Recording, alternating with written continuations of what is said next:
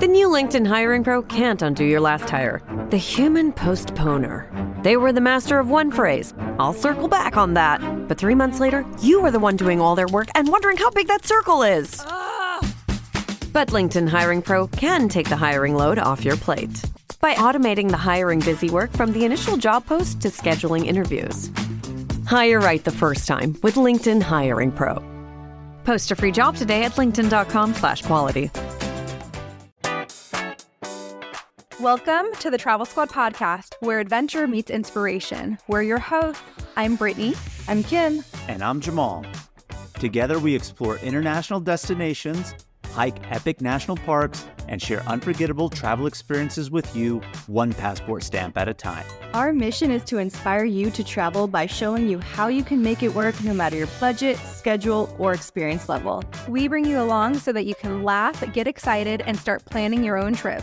So grab your ticket and your passport. And don't forget your travel insurance. And get ready to embark on a new adventure with us around the globe. Hello, fellow travelers. Hey, squaddies. Welcome to this week's episode of the Travel Squad podcast. Today, we are taking you to Lake Clark National Park in Alaska. And previously, we've mentioned in past episodes that we have a bucket list goal of visiting all 63 national parks in the United States, and Lake Clark National Park marked number 56 for us. I'm really excited to be talking about Lake Clark National Park in Alaska because it is a park that you can only get to by boat or plane. And so logistically, there's a lot more going on to get here and plan this trip. And we're going to talk about all of the different ways that you can get there. And so this episode can pretty much be used as a guide. And Lake Clark, what draws us to it is the coastal brown bear viewing. It's one of the places in Alaska, like you're pretty much guaranteed to see coastal brown bears during summer. Yeah, and the brown bear viewing was an absolute highlight for us, something that we really wanted to do. They are abundant here. But before we get into tips, giving you all the options of ways to get to Lake Clark and what to do, and then, of course, recapping what we did, I want to tell you guys a little bit about Lake Clark, a little bit more information than Brittany already shared. So Lake Clark National Park and Preserve is one of Alaska's most remote and least visited national parks, but it's home to one of the state's most unforgettable wildlife experiences, which is what you said, Brittany, watching the brown bears in their natural habitat. So visitors come from around the world to see these massive brown bears roaming the beaches, digging for clams, grazing on the sedge grass meadows, catching salmon in the rivers, all with the dramatic backdrop of snow-capped mountains and glaciers. And beyond the bear viewing, Lake Clark offers pristine lakes. Of course, Lake Clark, it's in the name. There's tons of them, but Lake Clark is one of the largest ones in there. Active volcanoes and endless wilderness that could only be reached by bush plane or boat. So in this episode, we're sharing everything that you need to know to plan your visit to Lake Clark and why this hidden gem deserves a spot on your Alaska itinerary and must-dos. Yeah, I'm so excited to get into this episode because it truly was a bucket list experience. And as I'm going to say in the episode, there was a point in time while we were there that I was like, wow, this is such a core memory and I'm going to always remember it. It was just so surreal. And I hope if you guys go, you have the same experience. But first, before we get into the episode, we're going to go into some tips. And our first tip is to fly into Anchorage. Lake Clark is about 100 miles from Anchorage. And so making Anchorage a great home base to get into the park. Yeah, and the best time to visit is mid-June to early September. But if you plan to stay at any of the accommodations in the park, be sure to check their exact schedule and availability, because there are some lodges, cabins that you can rent from the National Park Service as well. So do look into that. Also, you may want to leave yourself a buffer day or two because weather can be unpredictable in Alaska. We'll get into it more, but just a quick synopsis is when we actually arrived in Anchorage to do our tour, when we got to the office of the company we were going with, it was raining in Anchorage and weather wasn't great. And the flight path to Lake Clark was kind of cloudy and foggy, and they weren't sure that we were going to make it. They could see in Lake Clark that the weather there was nice, but it was getting too, because you're taking little bush planes or Cessnas. And we actually did have to delay by an hour, and we were actually afraid that it was going to get canceled. And someone who was on our tour was actually scheduled for a different day and had been canceled, and she was rebooked for that. So just you may want to leave a buffer day or two if you have the opportunity. I think that's a good general tip for anything in Alaska or national parks where you have to fly bush plane. Because when we arrived in Alaska, and again, if you listen to our previous episode, this is National Park number 2 on this trip when we went to Wrangell St. Elias beforehand. And at the airport, other people were supposed to go to Katmai National Park. The weather wasn't good for them to fly in there. And so they told us they had to pivot to Lake Clark. So that's just one thing to keep in mind about Alaska in general. That weather buffer for whatever plans you have can come in handy because things can be canceled because of just the unpredictability of Alaskan weather, even during the summer. Next tip is to wear bug spray. You wouldn't really think it like up in the colder areas of Alaska. Of course, Alaska during summer can be warm, but weather is still temperate. Definitely lots of bugs out there. You don't want to get bit, so wear bug spray. Another tip for you guys is to pack a waterproof rain jacket in layers. It can be cold and windy on the ground. And also while you're flying in the little bush planes, it gets cold flying up in the air. So just having layers is super nice and helpful, and it can rain any day in Alaska. Next tip is to book tours in advance. So you don't want to arrive during peak season. Try to go in last minute. You may not be able to be sat on anything, so book tours, accommodations, anything well in advance for this trip. While we were in the office of the company we went with to do the bear viewing, I actually heard her get a call, the receptionist get a call, and someone was asking to book for, I don't know which tour exactly. It could have been to Katmai because they do fly to Katmai or to Lake Clark, but she asked them what date, and she was like, oh, I'm sorry, we're fully booked up. So don't wait until the last minute to book. And the last tip that we have for you of Alaska and Lake Clark in general is bring binoculars. You are going wildlife viewing. You want to see the bears. Now, they are known to be close to you potentially in this area. And of course, we'll discuss more as we get into this episode, talk about our experience. We were lucky. They were very close to us, but that is not always the case. Sometimes you can see them, but they're off in the distance. And if it's not the bears, other wildlife that's in the park. So do bring binoculars with you.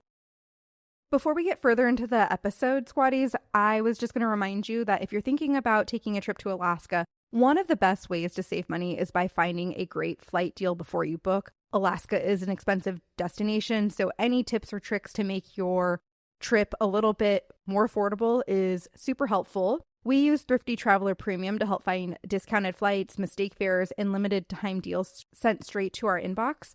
And so if you're planning an Alaskan adventure or even just your next big trip, go to thriftytraveler.com/premium, and you can use our promo code TSP to get $20 off your first year subscription. The new LinkedIn Hiring Pro can't undo your last hire. The human postponer. They were the master of one phrase. I'll circle back on that. But 3 months later, you were the one doing all their work and wondering how big that circle is. But LinkedIn Hiring Pro can take the hiring load off your plate by automating the hiring busy work from the initial job post to scheduling interviews. Hire right the first time with LinkedIn Hiring Pro. Post a free job today at linkedin.com/quality. Go further with the American Express Business Gold Card. Earn 3 times membership rewards points on flights and prepaid hotels when you book through AmexTravel.com. Whether your destination is a business conference or a client meeting, your purchases will help you earn more points for future trips. Experience more on your travels with Amex Business Gold. Terms apply. Learn more at americanexpress.com/business-gold. Amex Business Gold Card. Built for business by American Express. This episode is brought to you by Accenture. When your advertising operations fall out of sync, everything else follows. Spotify and Accenture are working together to reinvent the rhythm of ad sales, using automation, analytics, and smarter workflows to simplify campaign delivery and access better data across the business. The result? Less time spent on operations, more time connecting brands with the moments and fandoms that matter most. Learn more at accenture.com/Spotify.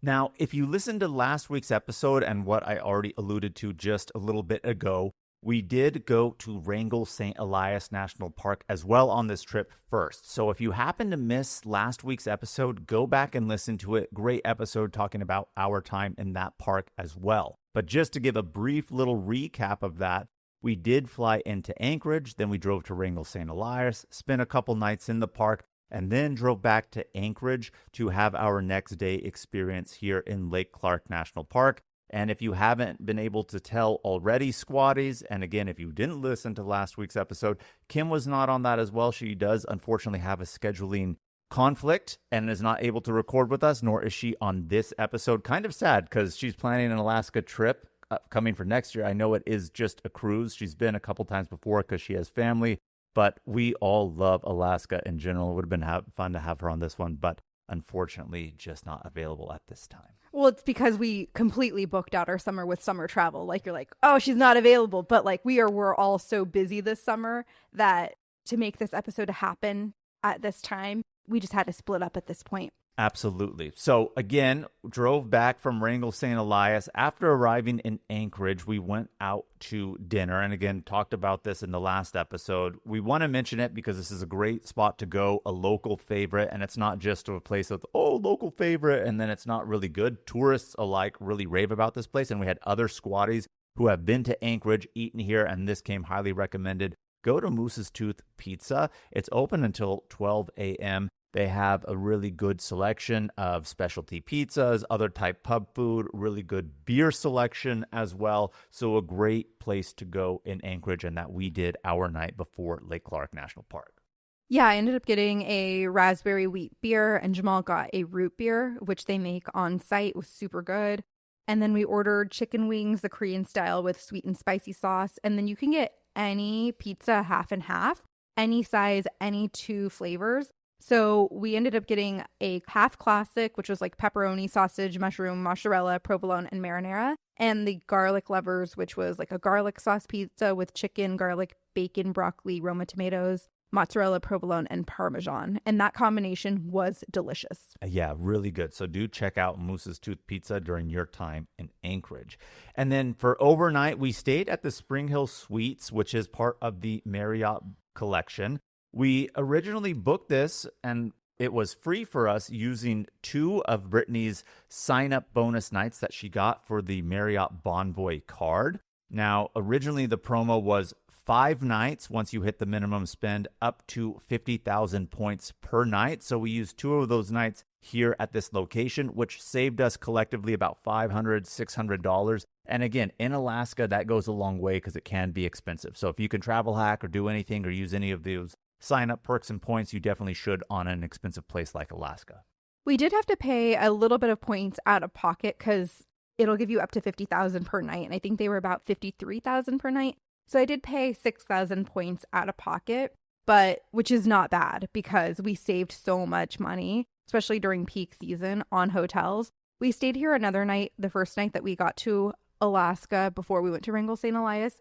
So collectively, we saved almost about $1,000 in hotel stays. So if you're interested in getting this particular card, the Marriott Bonvoy card, send me a DM and I'd love to send you a referral link.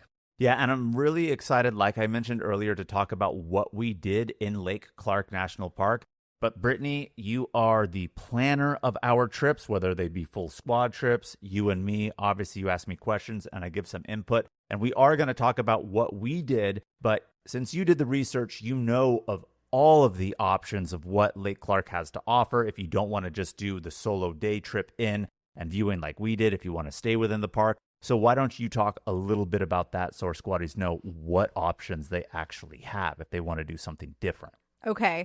So Lake Clark, I mentioned this earlier, is not accessible by road. The only way to access it is by flying small bush plane or by boat across the Cook Inlet. So most people are going to access the park from hubs like Anchorage, which is what we did, Kenai, or Homer. And flights from these areas to Lake Clark take approximately about an hour. Brown bear viewing is a premier attraction in Lake Clark National Park. It's what it's known for, but there are other ways to see the park, like Jamal mentioned. One way is, if you are just super short on time, is to do a flight seeing tour. This means you might never touch down, but you just do a flight seeing tour above the landscape. I saw one that was like a 2.5 hour flight that went out of Homer, and it covered both Lake Clark and Katmai National Parks, but you'll see volcanoes, glaciers, and mountains from the air. I'm just going to go out and say it. No disrespect to anybody if they're just going to do the flyovers. And I understand certain people have certain capabilities, comfort factors too, maybe not wanting to be on the ground, potentially next to the bears or other types of animals. But I don't know. I don't count just flying over it and not touching the ground as being in the park. What if you were in That's the park like for saying 20 I'm minutes? flying from California to New York and I could count all the states I flew over just because I saw below. I don't think so. No disrespect to anybody if that's all you can do. And if that's all you can do to see it, then great. But if you are able-bodied, I say don't take this route. I don't think so. Yeah, I feel like if you're already investing like a half day, you might as well just do a full day. So another way to go to the park is to do a day trip to the park. Most of these day trips last 6 to 10 hours, depending on where you're going, where you're coming from, what company you book with. And if you're going, you're most likely going to be doing like peak bear viewing season, which occurs from like July to September. So there are different areas because the park is quite large to fly into. You can fly into Port Aylesworth, and this destination's great for hiking and kayaking. There is a waterfall trail that you can hike to, or you can rent a kayak and paddle on Lake Clark. There's also Lake Clark National Parks Visitor Center here. And so this is actually like a high contender for us to fly into. Like I really wanted the bears. And so this would have added an extra day. And I was like, can I really justify flying 2 separate days into the national park? And Jamal was like, no. So we focused on the bear viewing, which is what I'll talk about next. Another option is to do a day trip into the park for bear viewing. We flew into Chinitna Bay, or you can fly into Silver Salmon Creek. These 2 areas are really great for bear viewing. You will touch down in both of these coastal spots as they are prime territory for watching the grizzlies forage, dig clams, and catch salmon. You said Chinitna Bay or Silver Salmon Creek. Our tour did both. Depending on what tour and what company you do, it could be an and/or situation. That is true. I would recommend doing the and. Put them together, increase your chances of seeing the bears or seeing more bears, right? Because depending on when you go, and again, when we talk about our experience, we'll get more into it. Obviously, the tides play a major part because these forests and mountains and meadows with sagegrass are all along the bay and ocean area. So depending on tides is also when you'll see the bears out on the salt and mud flats, like digging for clams, right? So you want to try to time them for both. So I would say do both. Crescent Lake is also another option. This sounds really cool as well. What you do is you fly in, and then you actually get on a pontoon and you watch the bears along the shoreline from the pontoon. So what a cool, unique experience as well. Another option that's popular is to go into the Twin Lake area. There's a cabin that's known in this area, and there's Redoubt Bay as well. So those are also places to potentially visit, depending on what you're looking to get out of the Lake Clark experience. Right. And again, just to recap, all of those that you just mentioned, Brittany, were one-day trips within the park and tours with multiple tourist companies and flight-seeing vendors. Right. One day, 6 to 10 hours, you fly in, you do what you want to do on the ground, you fly back out to your hub base. Another option for you guys is to stay multi-days in the park. You can go backpacking. This will save you a ton of money on lodging. Your main cost will be getting to and from the park, but you don't have any permits or fees for like camping or backpacking within the parks. Yeah. So again, this is completely backpacking yourself. So you are on your own, needing to bring in your own supplies if you are going to do something like this. And like you said, just main cost is the flights in, but you can do a multi-day thing on your own if you'd like. If you don't want to be as rugged or remote, the National Park Service does have some public use cabins that you can reserve with the National Park Service, and they're pretty affordable. So if you want an actual shelter to stay in versus a tent, you can rent these per night. And you would get that on recreation.gov, yes, is Correct. where you would order those. That could be a really cool option. I feel like Lake Clark is a park that I do want to go back to, and I think that would be really fun to do because if we want to go hiking ourselves, we can do it. I don't know if I really want to sleep in a tent in bear country, let alone with so many bears. I don't mind a tent in bear country, but like they are in high concentration amounts over here, right? I think a nice little cabin and wooden shelter would be good for us. And we can go do whatever we want during the day and then come back and be indoors. But keep in mind that these are just like shelters. They're not going to have like a lot of amenities or anything like that. I think lots of them have shared outhouses in the Yeah. area, right? So, I mean, it is very rustic, but again, still indoors. Right. You have a shelter. Another option is to do like a guided backpacking, hiking, or kayaking trip. There's a lot of options that are around 4 to 7 days. And usually they include meals, gear, and professional guides because it's a guided trip. Yeah, so if you don't feel comfortable doing the backpacking on your own, at least you have a wilderness guide, an expert with you, which I do think would be fun, but these tours are very, very expensive. Mm-hmm. And then another option for you guys are to stay in some lodges within the national park. The lodges are usually luxury accommodations that cover all meals, private flights. Some of them cover daily guided excursions like boat tours and bear seeing. And if you stay at the Lake Clark Resort, I think there's also an option to go and see the bears in Katmai. I looked at a stay that included Lake Clark and Katmai, and it was a 7-day trip, but it was over $10,000 a person. And so we did not book that. Like we said, Alaska is expensive. I mean, that is Africa safari prices. Now, I get that you're getting wildlife like you would have in Africa, but that is just outrageous. Now, if you have the money to burn and that's something you want to do, by all means, because I think that sounds absolutely amazing. But for us, one, out of budget for what we want to do, and two, just way too pricey. And before we get into what we actually did, I want to tell you, squaddies, I put together a Lake Clark guide. A little different than our normal itinerary because we don't give you a set number of days, but I break down all of the options you have from the flight seeing tours to the multi-day trips or the day trips, and I have everything hyperlinked. So if you download the itinerary, if you click on a link, it'll send you to a website with the correct information or a tour guide company that we recommend that you book with. So it's a very comprehensive guide.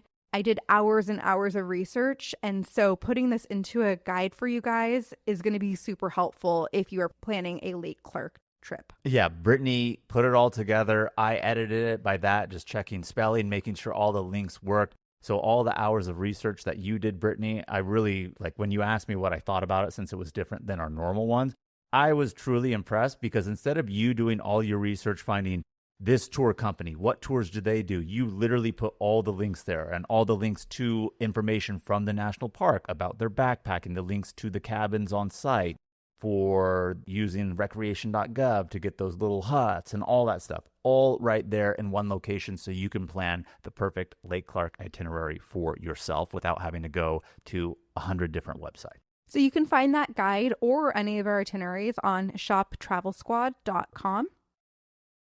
The new LinkedIn Hiring Pro can't undo your last hire. The human postponer. They were the master of one phrase, I'll circle back on that. But 3 months later, you were the one doing all their work and wondering how big that circle is. But LinkedIn Hiring Pro can take the hiring load off your plate by automating the hiring busy work from the initial job post to scheduling interviews. Hire right the first time with LinkedIn Hiring Pro. Post a free job today at linkedin.com/quality. Go further with the American Express Business Gold Card.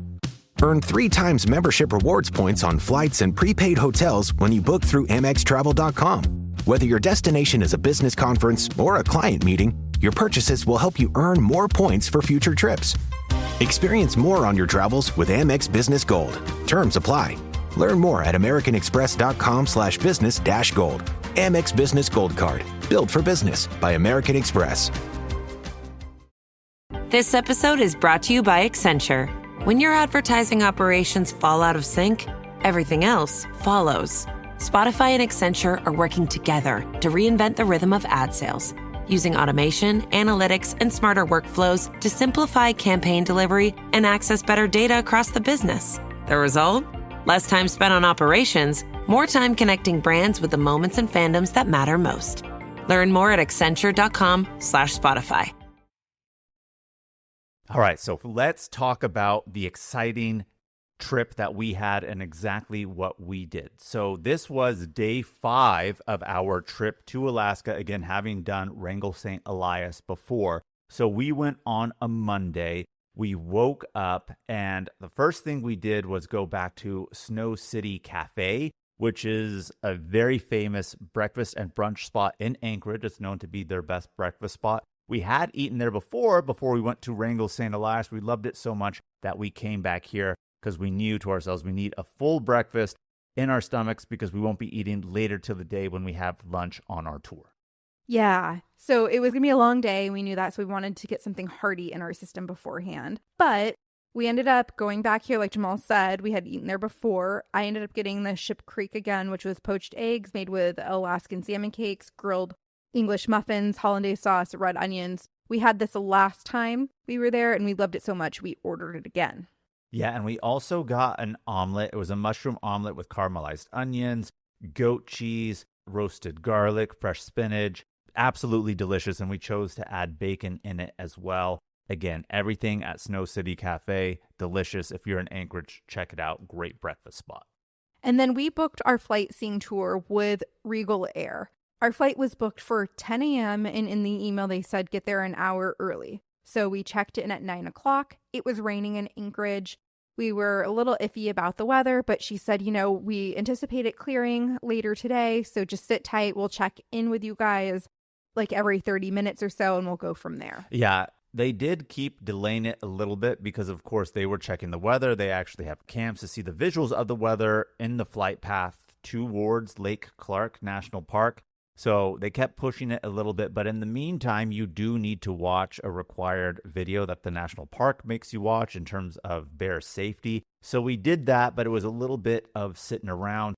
And as you had mentioned, Brittany, with one of the options that there is to do for the day tours, one of them is Chinitna Bay and Silver Salmon Creek areas, which is what we did. And with Regal Air, it was about $1,100 per person to go ahead and do this tour. At the time we booked, I don't know if they'll change their prices at all. So just base of what we did for this year. Yeah, love that little disclaimer, Brittany, right? Prices always change. So whenever you listen to this, of course, don't hold us to it, but we're telling you about our experience here. But I will say, pricey, yes. Experience, once completed, well worth it. Yes, definitely. Another thing that we had to do before we got on the plane and while we were waiting things out was to get boots. And if you don't have rubber boots, one person in our group did, but Jamal and I did not. We didn't bring any, and nor do we have any. They will let you borrow some boots for free. It's included in the price. They have like a little boot barn. You tell them their size. You put the boots on. And this is because you are going through some mud flats and on the beach. And so it helps protect your other shoes. Yeah, absolutely. If you think you have hiking shoes and you're good, potentially you can be, but this is for when you're in those beachy and muddy areas so that you don't sink and have them get wet. One thing, too, that we did not mention in the tips, but I guess it's great to actually mention here is, of course, on these small little bush planes, there are no bathrooms, right? So before you go, make sure you have used the bathroom because otherwise you're at an hour before you have the opportunity to do that. Now, we're all adults here. Things sometimes happen. Luckily, no one had any emergencies. But what was really cool is during our wait time, what I really liked about Regal Air is they had coffee available for you. I'm a coffee fiend. I would have drank a lot if I knew there was a bathroom, but there wasn't. So take part in your coffee and the complimentary things that they give you while you're waiting, but also keep in mind there is no bathroom on the plane and you will have to wait until you land an hour away. And then that's if you can get there an hour, because we kind of went on a roundabout way. So it took I think it took us about an hour and a half to get there because of the weather. It did. So eventually we finally took off. Our pilot was basically saying, look, it's supposed to clear. It could look like the way it looks in the cameras right now, and it could just be mist, and we can see through it when we're actually there. So I rather, instead of just sitting and waiting, going and checking it out and seeing what we can do. So yes, the weather was rainy in Anchorage, but it was actually clear because the cloud cover was actually pretty high. We're flying in a little Cessna plane, which are those smaller planes. They could only go up so high in altitude, right? And they told us here it should be fine. It's midway along the way. We're expecting to encounter the clouds. We did. We got to a point where we're flying at like 1,200, 1,300 feet because I can see the altitude or the altimeter, if I believe that's the official term for it, from the cockpit. But at some point, he's like, no, this is just too much. We can't see through it. He circled around and turned around. He didn't call it and saying, hey, we're going to have to go back. And he did give us the disclaimer, depending on we may have to. But when he turned around and didn't say it, I was like, all right, he's going to try to find another route. he couldn't really see one after circling for a little bit. So instead of flying at a higher altitude, he lowered the altitude because the cloud layer and fog was a little bit higher. So for a good portion, we flew at like 300 feet of altitude right along the shore and the water, which is actually pretty cool to do on a small plane. But our pilot here with Regal Air was safe and definitely wanted to make sure we got to experience it, which I really appreciated. So that added a little bit of time for us to get to where we needed to go, just because he had to do a little circling and maneuvering around to make sure that we had a safe path through. Like Jamal said, these are small planes, 6 people. I was sitting in the very, very back. Jamal was sitting in the middle along with someone else. And then there was our pilot and another person in the front. So there was our pilot plus the 4 of us on this tour. There's a maximum number of 5 people that can go at one time. Our flight itself was pretty smooth. It was really, really beautiful. They don't advertise this as a flight seeing tour because you are going on the ground, but you really do see so much from the air. It was so beautiful. You can see the ocean, the beaches, the valleys, glaciers, rivers, forests, mountains. We even saw a few bears from the plane, which was absolutely incredible. And Jamal's pretty sure that he saw a beluga whale. I'm positive of the fact that I saw one, which I Asterisk. know. I'm pretty positive I saw one. It was not flying to. It was when we were flying back. Now, in this area of Cook Inlet during this time of year, it is known for belugas to go up into these channels. And so we're flying so close to the coast. And of course, you're in a smaller plane, so you could really only travel at so high of an altitude. And what I saw was definitely a whale or a dolphin. I don't want to say it was a dolphin unless it was an albino one. And it definitely wasn't a humpback whale, because I've seen humpback whales in Alaska. I know what they look like. This was actually white, and it made a dive. And I wanted to point it out to Brittany, but we weren't sitting by each other because, of course, they divvy you up on these smaller planes based off of weight. So I couldn't really point it out to her for her to see it, but I am positive I saw a beluga whale from the air. But like you said, Brittany, just such a beautiful flight. Like even when we started, yes, rainy in Anchorage, overcast, gray, even though we are not in the clouds. Then we flew under the clouds, and it's kind of like that gray, not so good weather. But like we said earlier, it was sunny in Lake Clark. And once we got out of that little weather storm that they had, and you can actually see the sun, so to speak, wow, just the way the sun shines on these mountains, the greenery, the ocean, the volcanoes, the glaciers that you see as you're flying through, it's so beautiful, like breathtakingly beautiful. It really, really is. Jamal and I were both sitting on the right side of the plane, and so I think that was the better side of the plane to sit on personally. Flying to Lake Clark. Flying to Lake Clark from Anchorage. I don't know if you're flying from Homer or Kenai or something like that, but from Anchorage, I thought the right side of the plane was the better side to sit on because you're like flying on the shoreline, so you can see all the glaciers and mountains and rivers on the right side. If you're looking out of the left, you're mostly just seeing ocean and potentially some beach.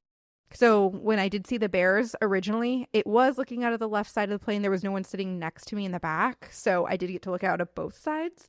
But overall, the right side is better. Well, that, and also when you were finally looking out of the left side to see the bears, we were landing and flying over the beach in that area. So it's not like you're going to see bears out on a beach on an island off in the distance. That's true. Do keep that in mind. The new LinkedIn Hiring Pro can't undo your last hire. The human postponer. They were the master of one phrase. I'll circle back on that. But 3 months later, you were the one doing all their work and wondering how big that circle is. But LinkedIn Hiring Pro can take the hiring load off your plate by automating the hiring busy work from the initial job post to scheduling interviews. Hire right the first time with LinkedIn Hiring Pro. Post a free job today at linkedin.com/quality. Go further with the American Express Business Gold Card. Earn 3 times membership rewards points on flights and prepaid hotels when you book through AmexTravel.com. Whether your destination is a business conference or a client meeting, your purchases will help you earn more points for future trips. Experience more on your travels with Amex Business Gold. Terms apply. Learn more at americanexpress.com/business-gold. Amex Business Gold Card. Built for business by American Express. This episode is brought to you by Accenture. When your advertising operations fall out of sync, everything else follows. Spotify and Accenture are working together to reinvent the rhythm of ad sales. using automation, analytics, and smarter workflows to simplify campaign delivery and access better data across the business. The result? Less time spent on operations, more time connecting brands with the moments and fandoms that matter most. Learn more at accenture.com/Spotify. So our first landing was in Chinitna Bay. We landed directly on the beach. There is no runway. The runway is the beach. And we got out of the plane.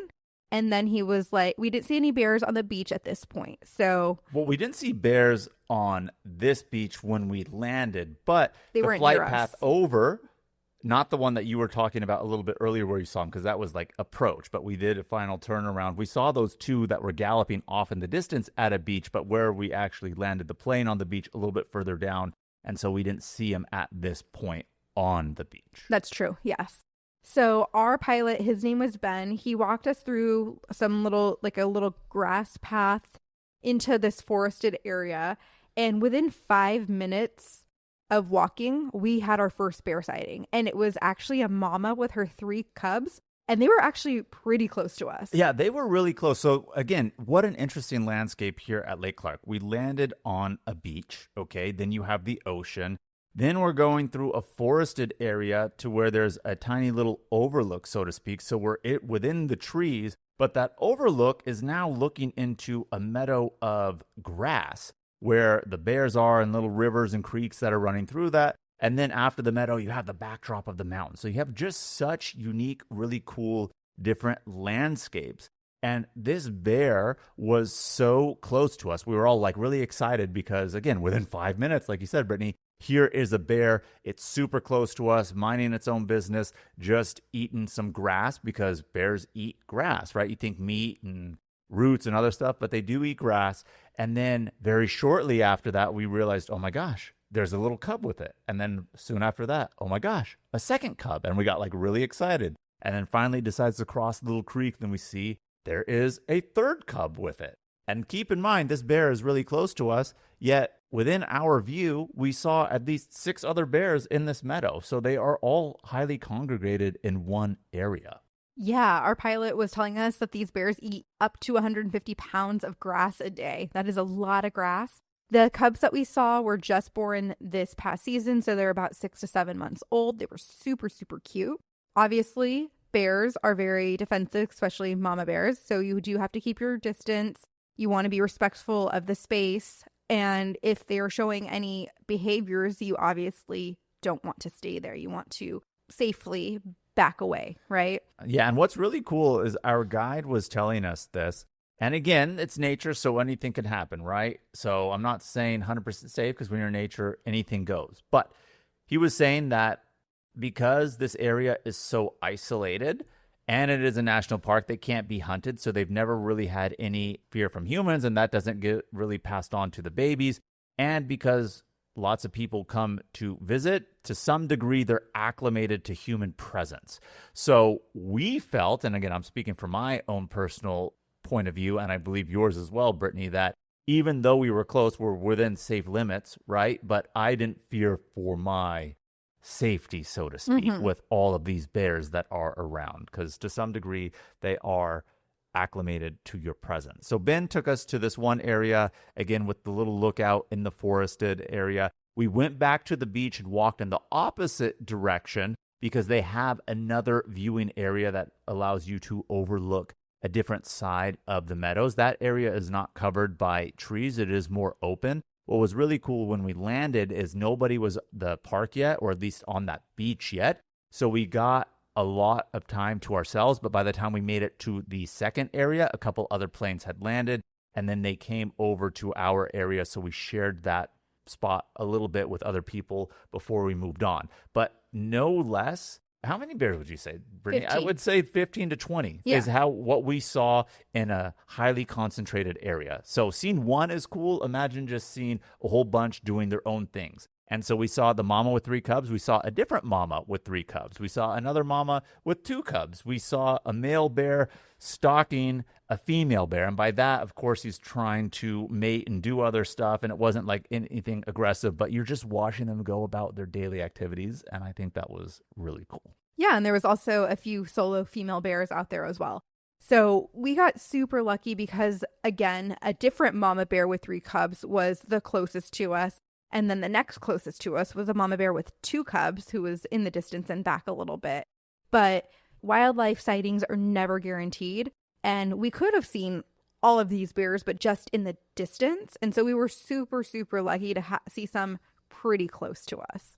It was truly a highlight. And I was like, how do we even really top this, right? Like, I already felt like I got my money's worth out of this experience, and we had only been on the beach for about an hour or so. Right, and we had another beach to go to. And before we get into the other beach, I want to say something that our pilot and guide, Ben, had said to us. Because he flies to Katmai National Park, and if you're not familiar, Katmai is another place where it's almost 100% guaranteed that you're going to see a bear. Again, nature, never know, asterisk, right? But pretty much guaranteed to some degree. And it's known for the famous Brooks Falls, where all the bears are sharing the waterfall, catching the salmon, jumping upstream. He says that he likes Lake Clark a lot more because less people come here. He equated Katmai National Park almost to the Disney World of Alaska, because even though it is a national park, it is very touristy and you do have lines. He was saying, like, you just see on social media that, people are on the deck looking at the waterfalls at Katmai.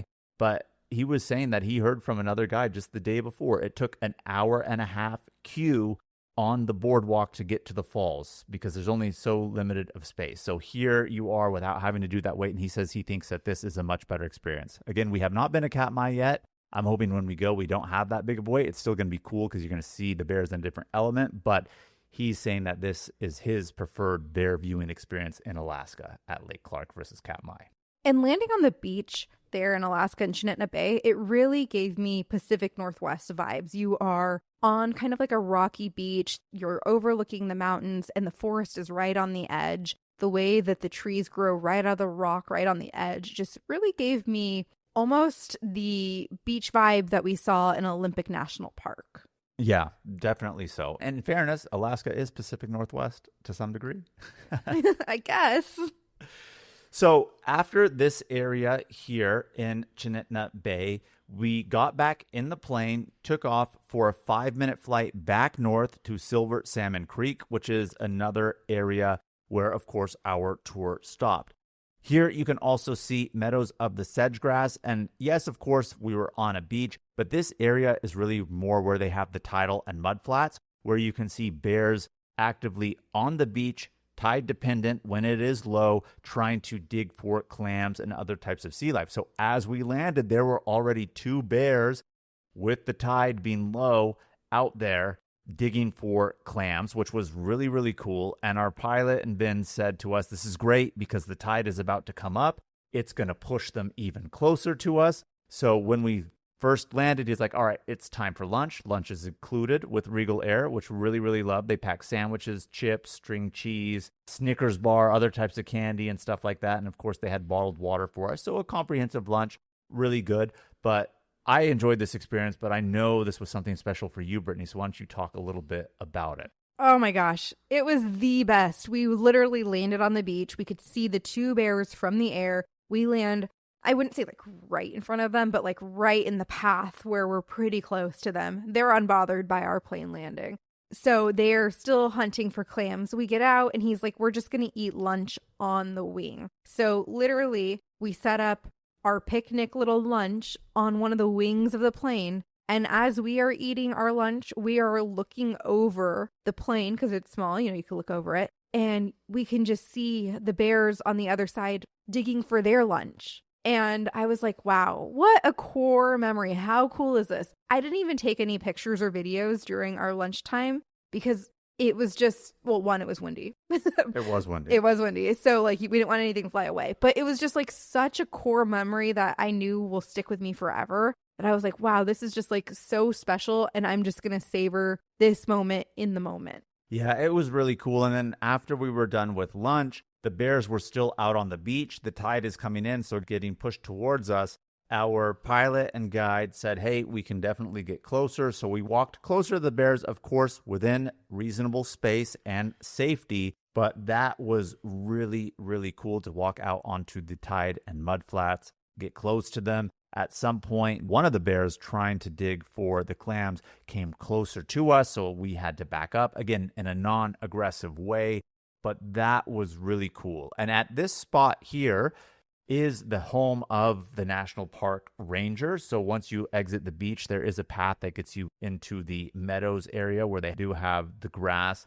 If the ranger is there, she loves to talk to you. Our guide was telling us that. We went to her cabin and home that she has out there. Unfortunately, at the time, she was not, but she's very knowledgeable, as they say, just with general information to share. So if you're not going on a guided thing, you're getting dropped off, walking on your own, that would be a cool spot to go. But then we searched for more bears in the meadows areas here and the creeks, which was really cool. And again, we saw a ton more. Well, we ended up taking a picture at the cabin of the national park sign. So there is a little bit of a national park sign if you want a picture with it at the cabin. So that was cool. We did get our pics there. And then we walked out to the meadow area. There wasn't as many bears in the meadow. The one closest bear to us was napping in the grass and wasn't doing a lot of movement and didn't have any cubs. And we were able to see a few in the distance, but the highlight of this area was seeing the bears on the beach. I agree, but what I will say, though, is the grass here, I think, was a little bit higher. The meadows is rather large, but in this area, I feel like it was pocketed with spurts of trees. So it feels like it was more sectioned off than versus a large meadow valley like at the other location. But I made the analogy in my head and I said it out loud, and our tour guide even agreed with us. It was almost like watching lions if you've ever been on a safari in Africa, because they're in the grass, they blend in, you can't really see them. The grass is tall here. There could have been a lot more. And even as we were walking in this area from the beach, it is more thick with the grass, brush and other stuff. And you can tell too, Brittany, right? Like Ben was more cautious of us walking in this area just because your sights are less limited. And so What we saw, I am positive, is not indicative of how many were actually there. Okay, that's fair to say. But we were like, okay, so we didn't see as many bears. We were going to head back to the plane and take off. But as we were walking back to the plane, we came across another group that had just landed. And Ben had asked them, like, oh, are the bears still on the beach? And their guide said, oh, they actually just went into the grass. So we walked along the beach a little bit to where we think they would be, like, going into the grass. And we did come across one that was closer to us, one of the ones that had been on the beach. And then in the distance, you could see the other one who was farther in the meadow at this point. And we got to watch them for, I don't know, at least 15 minutes, 20 minutes. Yeah, I mean, of course, these tours are timed. So within a degree of us being satisfied, Ben had told us, hey, just take as long as you want. When we're ready to go, we're ready to go. So we watched another bear up close, just getting in our last true sighting of a bear here at Lake Clark. And I know we're kind of wrapping it up, but what a magical experience this was. Like, even though it was short, right? You're spending at least 2 hours minimum of the tour flying in each direction. But your time here, at least for us, with how many bears we saw in close proximity, I can't put anything close to this experience that we have done in a national park. Like, I'm not going to say other national parks with hikes and glaciers and other things haven't been cooler, possibly, but in terms of just the high concentration of bears here, wow. Yeah, it was so amazing. 10 out of 10 experience, 1,000 out of 10 experience, really. Like, it was so highly rated on my list, and I would absolutely do this again. I would love to go back to Lake Clark and visit other areas. Unfortunately, time and money are restrictions for us, and so this is what we did for our Lake Clark experience. But I would love to go back and experience more, especially now that we've seen the coastal brown bears. And it was just kind of crazy to see how quickly the tide comes up, because when we landed on the beach, we started to eat because the tide was pretty far out. But we watched the bears for a little bit, but we went and saw the cabin, we checked out the meadow, and by the time we came back that way, those bears had already been pushed up that much by the tide. Yeah, and they were already getting pushed back while we were sitting there watching as well. It Yeah. was even like when we were watching them, you can see it come in. So again, that goes back to what I was saying earlier. And your pilots do know this, and guides, of like trying to time the tide so that you can actually see them out on the water. So we were very fortunate in that experience. But I know how we were talking earlier about the weather, it delaying us, raining in Anchorage, the cloud cover, but sunny in Lake Clark. But this is just a good lesson for you of how fast weather can change in Alaska on a dime. The weather and flight back to Anchorage, sunny the whole time. By the time we land back in Anchorage, not raining at all, right? So again, to the tips that we mentioned earlier, just be prepared for all weathers, no matter what type of year that you go to Alaska. But I really enjoyed flying back with the sun out the entire way because it gave a different perspective of the cloudy areas that we had first flown through. And you got to see more of it with the actual light hitting it, shine a different green. It's really beautiful. Yeah, Jamal was pointing out a glacier that was on our flight back that I don't think I caught on our way there. So it was really, really pretty. It's a great flight. It was very smooth. Ben thought that we might hit some bad weather about 4 miles from Anchorage, but we really didn't. And when we landed in Anchorage, it was about 5:30 p.m. and it was nice and sunny. So we actually went and got to explore a little bit once we got back. The new LinkedIn Hiring Pro can't undo your last hire. The human postponer.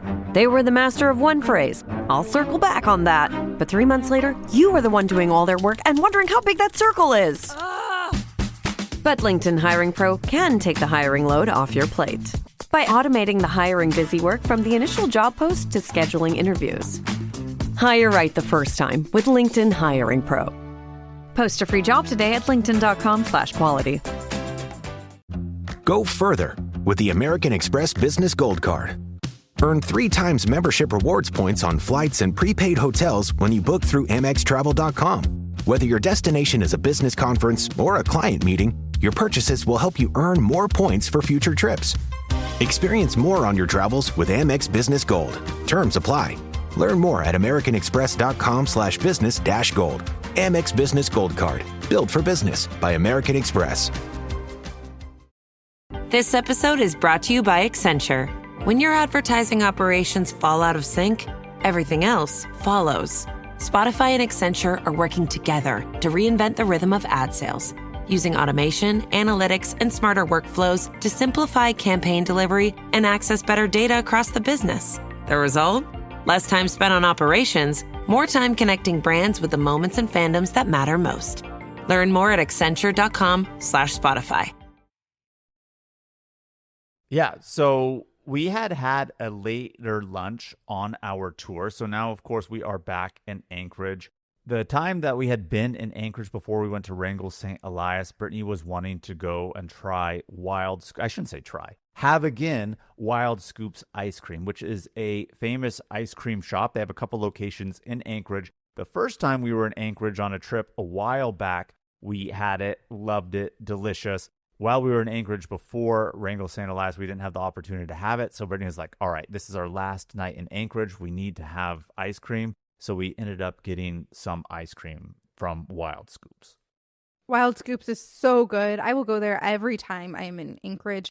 I ended up getting a flavor called the Sitka Swirl, and they change out their flavors often, and they are handmade. The one that I got was a sweet cream base with salted caramel swirl made with Alaskan sea salt. And then Jamal got a simple vanilla bean because he's boring. I'm not boring. I just know what I like. Vanilla bean ice cream is delicious. But what makes it good, minus the ice cream itself, is here at Wild Scoops, you can get a baked Alaska cone. So they'll give you a waffle cone. They'll put your soft marshmallow cream on top, and then they will toast it for you. And wow, does that create such a delicious contrast with the waffle cone and your ice cream below. So do check out Wild Scoops when you are in Anchorage. We knew, of course, we wanted to have dinner, but we had a late lunch. We just kind of filled up a little bit more with ice cream, eating our sweets out of order. So we were like, what are we going to do? And of course, it's summer in Alaska. The sun don't set until around like 15 is when technically the sun set. But then it's twilight for another couple hours. Right. I mean, it truly doesn't get dark. So you have plenty of time to do stuff. So there were a couple things that Brittany wanted to do and see. And she asked which one. And I said, well, why not both? Because if we're not super hungry now and we're going to eat later, let's just build up an appetite, right? So we ended up going to Potter Marsh Wildlife Viewing Boardwalk within Anchorage, but also just a little bit outside of Anchorage, if that makes sense. And it is a boardwalk area that you can walk over on top of man-made, but unintentionally man-made kind of like estuary area, because when they originally were building the road and the railroad, they kind of created a little marsh. here, and now a lot of wildlife goes here, from birds, moose. You could even sometimes see bears in here. So they've built an elevated boardwalk. What we would be able to actually see as soon as we arrived, got on the boardwalk, you could go in two different directions. Somebody says, hey, there's actually a moose right now. If you go to the left, you'll be able to see a moose. So we walked immediately to the end of the boardwalk and was watching a moose at the end for a little bit, just grazing on some grass, really up close. And I was excited because we hadn't seen a moose yet on this trip to Alaska, and I wanted to see another one. I was hoping it was going to have the antlers. It was antlerless, but nevertheless, still really cool to see the moose. Yeah, so cool to see the moose. We got to watch it for a little while. We finished the rest of the boardwalk. We saw a few birds, but nothing super exciting. But the backdrop of the mountains is really nice. It was nice and sunny out, so that was good too. And then we ended up going to a park called Point Orzenzov Park. And this is actually back near the airport, but this area is known for watching the sunset here because it is facing west. We didn't stay for sunset because sunset was going to be like at 11:15, but you can watch the sunset. Sometimes you can see beluga whales here, and it was just a nice little beach overlook that we went to just to kill some time before we went to dinner. Yeah, and this is beluga season now where they would be in this area. Brittany's a little jealous of me because I saw the beluga from the plane. So she wanted to come here, just check out the beach vibes, maybe see some belugas in the water. Unfortunately, we did not here, but this is a spot where I don't want to say high probability because, it's whales, right? It's really hard to see them, especially unless you're out on the water, but you can see them here. It's known for it. And then we went to dinner in Anchorage. We ate at 49th State Brewing, and I ended up getting a sour. It was called the Tiger's Blood Sour. It was a nice tropical fusion of strawberry, watermelon, and coconut, and it was really delicious. Yeah, I got a beer here as well. I'm actually trying to remember what I had. I don't remember it by name, but I know it was a pale ale because I wanted something light, but they do have a very good selection. They are their own brewing, if you can tell it by the name, but they do have, of course, pub food. But what's unique is they cater their pub food to be really Alaska oriented. What do I mean by that? They have seafood here that you can actually go ahead and get that's fresh. They have burgers, but a lot of their burgers are game burgers from like yak, bison, all those type of things that you would expect to see here versus traditional beef ones. Not to say that they don't have it, but it has an Alaskan flair, which I really appreciate them playing to their roots and, of course, heritage and location.